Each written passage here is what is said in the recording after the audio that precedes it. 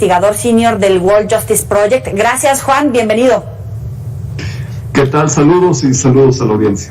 Oye, es que queremos literalmente entender lo que parece de película. Cuando hemos hablado de esta docuserie en Netflix, hay algunos amigos en Estados Unidos donde fue tendencia, vale la pena recordar, en Colombia, en España, donde decían, no puede ser que sea un caso real, parece película de terror, pero en realidad así es la situación en México, el nivel de impunidad y el nivel de violencia que impera en nuestro país. Primero, un balance que haces no del documental, sino de la situación de falta de acceso a la procuración de justicia rápida y expedita, Juan. Sí, bueno, en realidad llevamos ya bastantes años, son prácticamente 14 años desde que se hizo la reforma constitucional en materia de justicia penal, y tenemos pues ya un periodo de implementación que fue largo, que fue complejo, en el cual se descuidaron a muchos actores procesales. En primer lugar, no se capacitó adecuadamente a las policías para hacer buenas investigaciones, no se formó adecuadamente a ministerios públicos y personal en las fiscalías para poder tener capacidades profesionales para realizar su trabajo, y también pues estamos viendo poderes judiciales que han sido víctimas de amenazas y que han tenido pues una serie de problemas por la falta de independencia y también por la falta de seguridad para poder ejercer la carrera y el servicio judicial en México. Entonces, si juntamos todo esto, pues tenemos un sistema judicial disfuncional en el cual sigue prevaleciendo la corrupción y sigue sucediendo lo que vimos en el documental. Es decir, no es una ficción, es un documental. Tenemos casos, 4 casos muy dramáticos, en los cuales pues parece absurdo, tanto las acusaciones como también los procesos que se llevan a cabo ahí.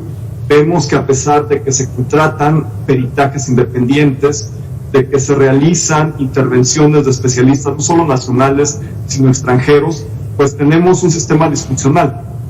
Lamentablemente lo que vimos en estos casos en Tabasco está lejos de ser una excepción, sucede en distintas partes del país y tiene que ver también con la falta de rendición de cuentas y de mecanismos de responsabilización a las y los servidores públicos que intervienen en el proceso penal en México. ¿Persisten los casos de fabricación de culpables en México? Así es, al no tener procesos profesionales de investigación penal, es decir, cuando tenemos policías que no tienen la capacitación adecuada para poder preservar una escena del delito, para poder garantizar la cadena de custodia. Es un sistema, el nuevo sistema, bueno, ya no está nuevo, pero el sistema de justicia penal reformado, que depende de la evidencia.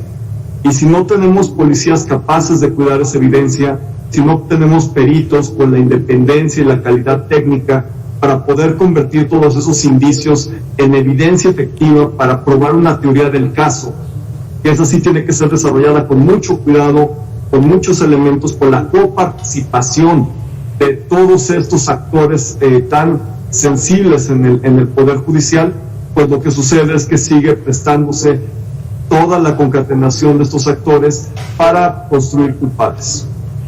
Mucho hemos hablado en este espacio sobre la falta, por ejemplo, de policías como número, por la falta de capacitación para esos policías, la falta incluso hasta de sensibilidad, la falta, por ejemplo, de salarios competitivos para que no caigan en las garras de la corrupción, del crimen organizado, y también el riesgo que pueden enfrentar al combatir a un criminal o a una red de corrupción, que a veces muchos de ellos argumentan que eso les imposibilita dar procuración de justicia porque caen precisamente en esa red. ¿Cuáles son las vías para pasar estos puntos débiles en la procuración de justicia y alcanzar ese objetivo? Bueno, en realidad la ley, tanto en el ámbito federal como en los distintos estados, tiene mecanismos de servicio de carrera y de profesionalización, tanto en el ámbito de la procuración de justicia como de la seguridad. Lo que tenemos que hacer es dedicar los recursos necesarios y la atención de política pública a estas profesiones. ¿Qué es lo que está pasando? No tenemos garantía de continuidad en los trabajos de estas sensibles áreas. Las y los policías pueden ser despedidos en cualquier momento sin tener derecho a poder ser restituidos, incluso si ganan un juicio laboral. Entonces, desde la Constitución, la Ley General del Sistema Nacional de Seguridad Pública y las leyes estatales, tenemos un sistema que desprotege a las y los policías y que también es muy desventajosa para quienes trabajan en el ámbito de la Administración de Justicia. Me refiero a fiscales, ministerios públicos, peritos, a todo ese personal involucrado en el sistema. Entonces, si no les podemos garantizar no solo buenos sueldos, sino condiciones laborales decentes en las cuales puedan tener los derechos mínimos que les garantizaría la Ley Federal del Trabajo, pues definitivamente son personas que tienen todo por perder y muy poco por ganar. Entonces, frente a esto, tenemos actores delictivos que les ofrecen no solo poder económico, sino también una serie de mecanismos de protección que no se los da el Estado. Pues ahí es donde tenemos este puente, digamos, hacia la corrupción, hacia conductas desviadas. Y otro punto también muy importante en todo esto es la manera en la que estamos generando métricas para poder evaluar al sistema de justicia penal. Estas métricas están privilegiando el número de detenciones, están privilegiando también todos las puestas a disposición, las sentencias. Entonces, pues definitivamente esto lo que genera pues son detenciones arbitrarias, son mecanismos viciados de procuración de justicia que llevan hacia pues sentencias casi en automático de personas que son detenidas a veces con o sin fundamento, y que pues esto está saturando finalmente los sistemas penitenciarios de personas que probablemente, como bien lo dijeron en la parte anterior, podrían haber resuelto sus controversias a partir de mecanismos alternativos y no tener que pasar por todo este proceso, y además sin la carga fiscal que representa para todas y todos nosotros tener que mantener un sistema penitenciario como el que tenemos ahora. Incluso a través de la restitución por daños. Ya vamos a llegar a ese punto, pero antes le quiero dar la bienvenida a Iker Ibarreche, abogado defensor en el caso Duda Razonable. Iker, bienvenido. Hola, muchas gracias, buenas noches. Buenas noches. Y a Isa Guerra, productora de Duda Razonable. Isa, bienvenida. Muchas gracias. Oye, platicábamos con Juan que la docuserie pues ha tenido grandes niveles de audiencia en México, en Estados Unidos, en Sudamérica, en España, varios países de Europa, y cuando platicábamos de ella en las redes sociales, mucha gente decía, eso parece una historia de terror, es increíble que pase. ¿Ves que haya otra forma de acceder a la justicia en este caso? A través, no sé, de la medida que está poniendo en este momento la Suprema Corte de Justicia, que haya otra alternativa para tener un mejor resultado, o Duda Razonable se va a quedar como lo que es hasta ahora, una historia de terror que es increíble.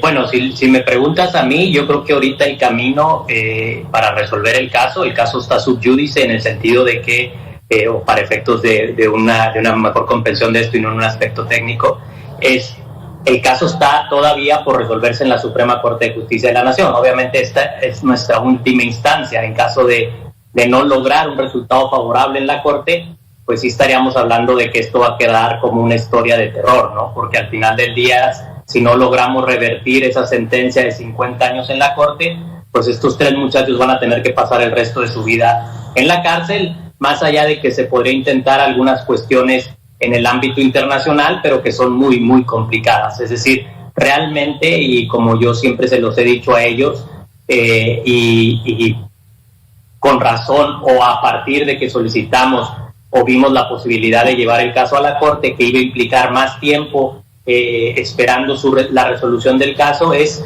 que se están jugando prácticamente su última carta de su vida. Entonces, nosotros no vemos otro camino para que estos muchachos, para romper esta historia de terror, que no sea una resolución positiva en la Corte, pero confiamos en la Suprema Corte de Justicia de la Nación, confiamos en los criterios de las ministras, de los ministros, y confiamos que tenemos los elementos suficientes para revertir la decisión de 50 años de prisión. Isa. Pues, regresando un poco a tu pregunta, si es una historia de terror, y es una historia de terror que está pasando en el país, en muchas partes del país. Esto no es un caso nada más aislado en Tabasco, es un caso que puedes encontrar en muchas otras cárceles de este país. ¿Tienen confianza, Juan? ¿Hay manera de tenerle confianza a la Suprema Corte? Decía Iker, pues es una de las últimas vías, una oportunidad, pero hablábamos de la independencia judicial, obviamente del entramado del caso, etcétera, incluso hasta de los tiempos políticos, pero en este momento es lo que hay, la Suprema Corte. ¿Hay esperanza? Bueno, bien lo dijo Iker, que estamos ya ante el Supremo Tribunal y en ese sentido pues es la última instancia, estamos agotando recursos nacionales y la verdad es que tendría simplemente en el momento de revisarse y de ver la violación a derechos humanos que ha habido a lo largo del proceso, pero además de las violaciones a derechos humanos, todos los errores, y no solo errores, sino profundos vicios procesales que han ocurrido en estos casos, la verdad es que me parece que no hay mucho que verle en ese sentido. Realmente el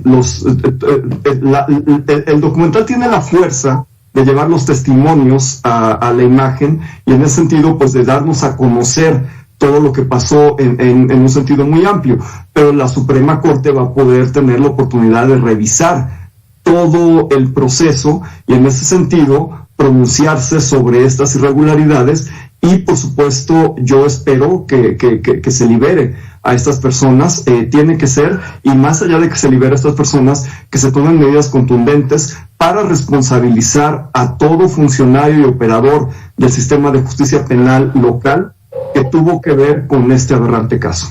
Isa, ¿qué fue la parte que más te sorprendió al tratar de contar las historias, los errores que mencionaban hace un momento, las atrocidades legales que incluso uno dice, ¿cómo puede ser que un ser humano se preste a ese tipo de cosas? En términos como productora de Duda Razonable, ¿qué fue lo que más te impactó?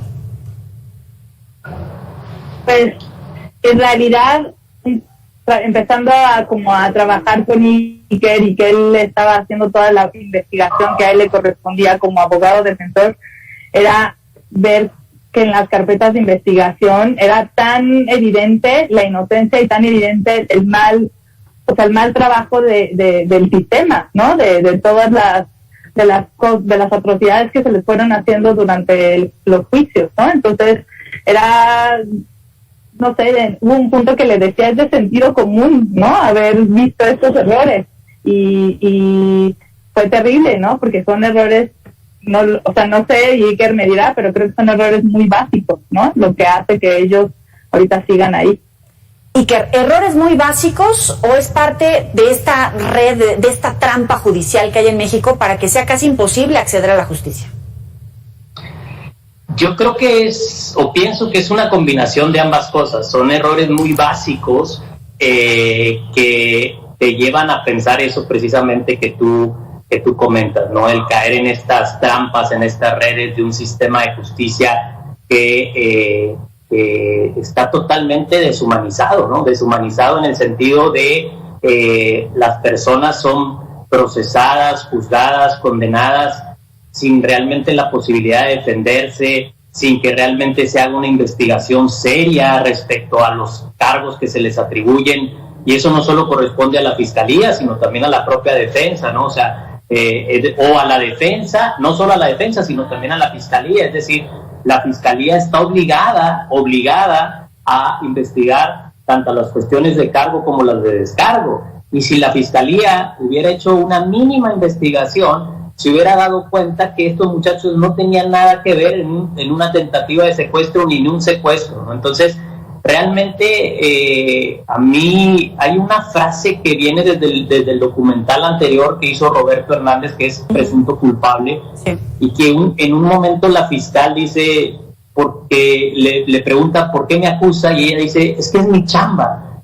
Y claro, pero es que no es tu chamba es investigar lo positivo, lo negativo, y tu chamba es hacer tu trabajo de manera correcta en respecto y restricto de los derechos fundamentales de las personas. Y si tú hubieras hecho tu chamba, estos muchachos no estarían aquí, nosotros no tendríamos por qué estar ahorita peleando prácticamente su vida ante la Suprema Corte de Justicia de la Nación. O sea, son errores, como bien lo dice Isa, básicos, que por un lado, y yo lo menciono cuando solicitamos la atracción de la Corte y en el amparo, es decir, hay errores tan evidentes que nomás me llevan a pensar o una de dos, o realmente los operadores no saben, o realmente los operadores sí saben pero se hacen, o realmente los operadores saben y lo hacen de manera dolosa, y eso es lo más preocupante. ¿Tú qué dices, Juan? Yo iba precisamente hacia eso que señaló Iker al final. Hay errores, pero también hay dolo. Definitivamente hay dolo. La tortura. O sea, ¿ganas de mancharse? ¿Exprofeso? No necesariamente, sino me refiero a que tienen objetivos de política criminal que no caben en una sociedad democrática.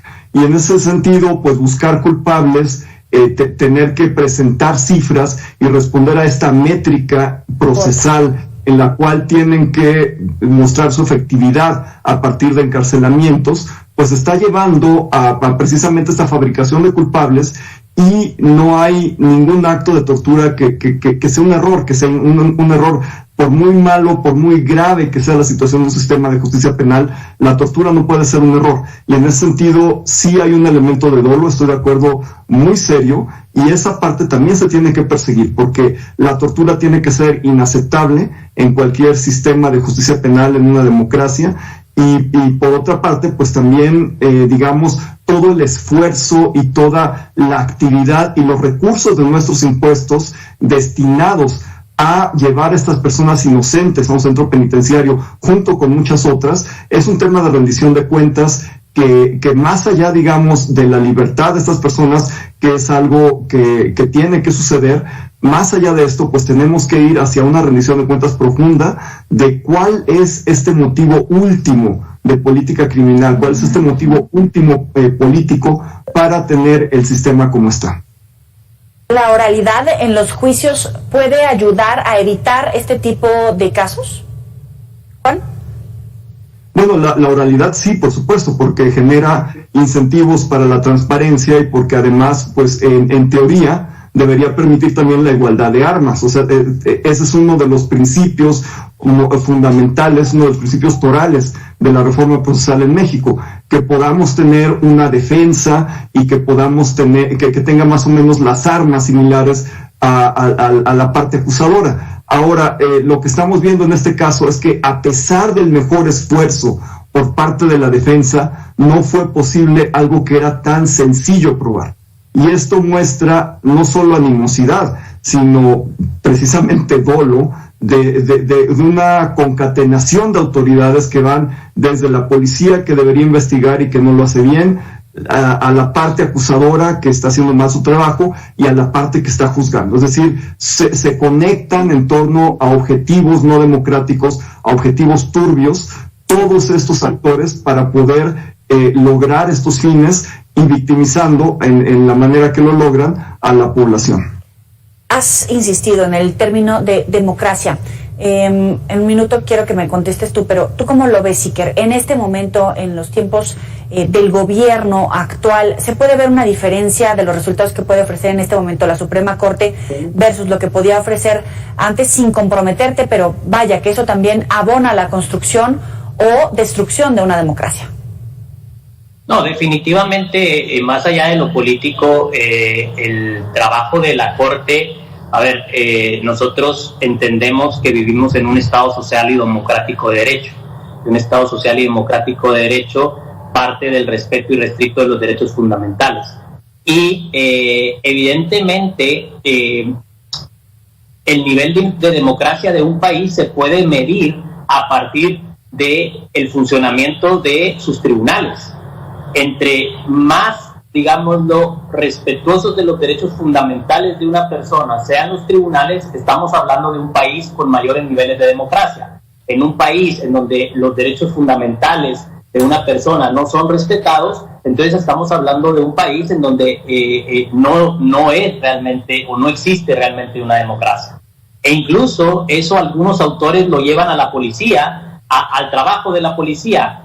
La policía en los países con mayores índices democráticos trabaja bajo el respeto absoluto de los derechos fundamentales de las personas. Las policías en los países con menores índices democráticos va a trabajar sin esas formas, es decir, sin el respeto de esto. Entonces, Claro, la Suprema Corte tiene la posibilidad, porque al ver, nosotros no estamos, o las cuestiones que se están alegando ante la Corte tienen sustento constitucional, pero también tienen sustento internacional, suscritos en las convenciones que el Estado, aterrizados en las convenciones que nuestro país, internacionales que nuestro país tiene firmado y que forman parte de nuestro derecho vigente. En esas condiciones, ahí vamos a ver también qué tan democrática es esta decisión en aras a qué tanto va a respetar o qué tanto va a ordenar que se respeten o que se restituyan los derechos fundamentales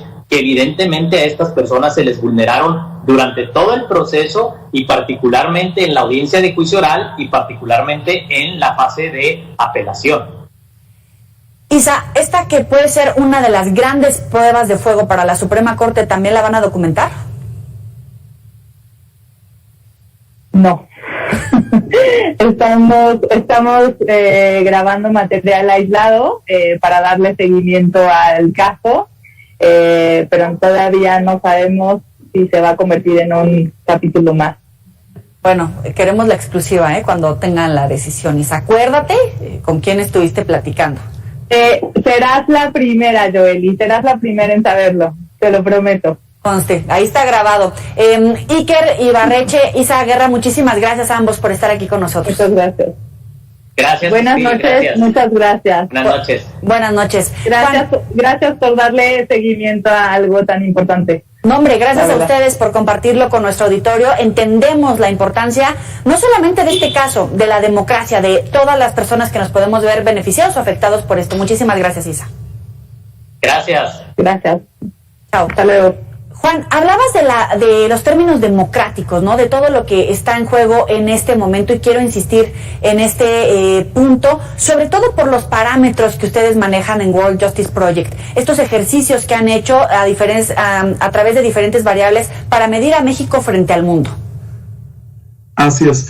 Bueno, en realidad México, como se ha señalado anteriormente, pues ha perdido algunos puntos en el índice del Estado de Derecho, pero particularmente el factor 8, que es el factor de justicia penal, es el que mide a través de distintos subfactores el sistema de justicia penal y cómo se está desarrollando o si se desarrolla o no de manera imparcial. También uno de los subfactores que medimos en el factor 8 es si hay influencias indebidas del gobierno en la toma de decisiones en materia judicial. Y precisamente cuando vemos en este caso que hay una avalancha probatoria que, digamos, está demostrando la inocencia de estas personas, y toda esta avalancha probatoria no sirve porque lo que se toma en cuenta es una confesión obtenida ilegalmente, obtenida con tortura, pues lo que estamos viendo es un sistema de justicia que definitivamente, como lo decía Iker, no está respondiendo a las necesidades garantistas que debe tener una democracia liberal. Juan, pues vamos a estar en contacto contigo, si nos lo permites, para seguir abundando en este tema importantísimo para las sociedades. Muchísimas gracias. Con muchísimo gusto. Hasta luego. Sabe que puede recuperar estas y otras entrevistas en nuestros próximos espacios informativos.